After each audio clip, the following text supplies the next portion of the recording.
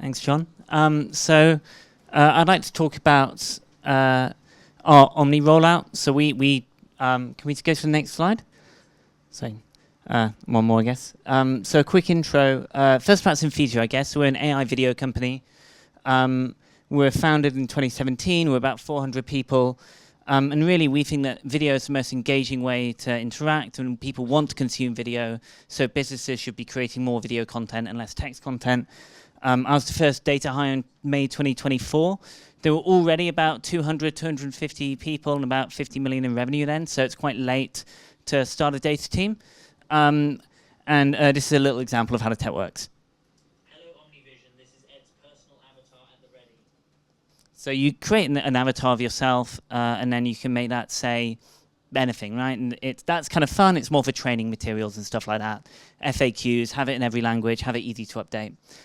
So if we go on, this is what it looked like when I joined in May last year, and it was just in a terrible place, really. So this is our ETL, and that's a table staging user logins, which doesn't follow the normal format of reading from a raw table. Rather, that staging user logins reads from about 50 different tables, and it's downstream a very long ETL.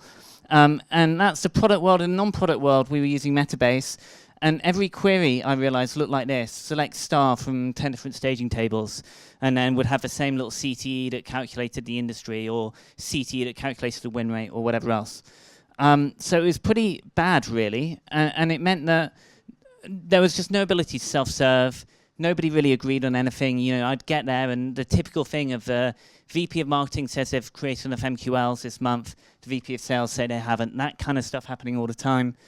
And actually, when I got there, we launched freemium, and we're not a very analytical company. And 3 different people came up with 3 very different answers for what our freemium to paid conversion rate was, which, given it was tripling our number of users and potentially burning through a lot of potential contacts, was pretty scary. And also, we go very fast, and we don't really do any big planning, so there's no appetite to put some projects in place. So if we go on, so the solution for me was, let's have some lines of responsibility. This kind of data workflow shouldn't be new to any of you, really. And the way I thought about it was, we don't have an ETL. I'm going to build an ETL. Rachel is in the crowd to be amazed. Go Carlos, I didn't touch ETL. Now I commit every day. It's funny what, necessity is the driver of all, whatever it is. And then on the other side, for reporting analysis and decision making, let's just push out on the business, right? Let's focus on what we're good at and have the end user do what they need to do. And so if we go on, Omni was a real part of that, right? So if you haven't used Omni, essentially you can build a semantic layer in the visualization layer, right? So you can go and build table calculations and then push those table calculations to become the semantic layer. What that means is that we're able to say as a data team, when it's in Omni, it's your responsibility, right? No parents, no rules, do whatever you want, right? And that's a bit scary because we've had to really let go, right? And that we have pretty much no governance over what they do. But it does mean that we can go super fast, and that the end user has the alignment and context to build exactly what they need, right? And they just build things that are really different from what we do and at a great speed. So if we give some examples, this is from the forecast call that we run every week, right? And what we can see here are some sales managers. We've got the upcoming deals closed, and we can see what's in a late stage of the pipeline that doesn't have a paper process yet, right?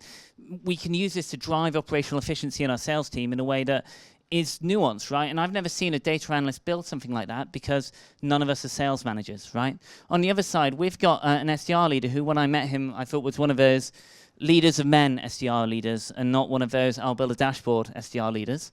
And I don't know if any of you know what an SDR's job is, but they're pretty much like, take a load of children and get them to ring 5,000 people a week and see if you can get some demand.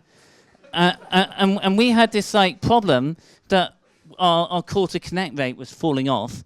And what we found out is they were just ringing the same number like 10, 11, 12 times because they had the number and it was easy to ring it, right? And that chart there was built by an SDR leader who's just not data literate at all, but was able to go and do what he needs. And that meant that we were able to obviously refresh our contact base, bring more people in, whatever else.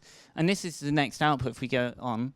So when I joined, I was used to a different pace of company.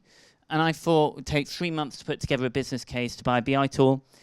When we had Metabase, we didn't pay for it, so I knew I was having to ask for more budget. I thought it would then be another 3 months of vendor selection and then 6 months of onboarding. So I was targeting essentially a year after I joined for having good adoption. In reality, I joined the company in May. We launched in June. By September, all of our commercial leadership was running fully out of it. And by November, we had all our board reporting run out of Omni, right? And we had 160 weekly users in January. That's up a little bit more right now. And that's great to see, and that comes from letting go, right? And letting the end user go at the pace that they want to go. We all think in this room data is valuable. Let people go and do it. And also, I think it leads to improved results, right? Like, ultimately, it's the sellers who sell, not the people in this room.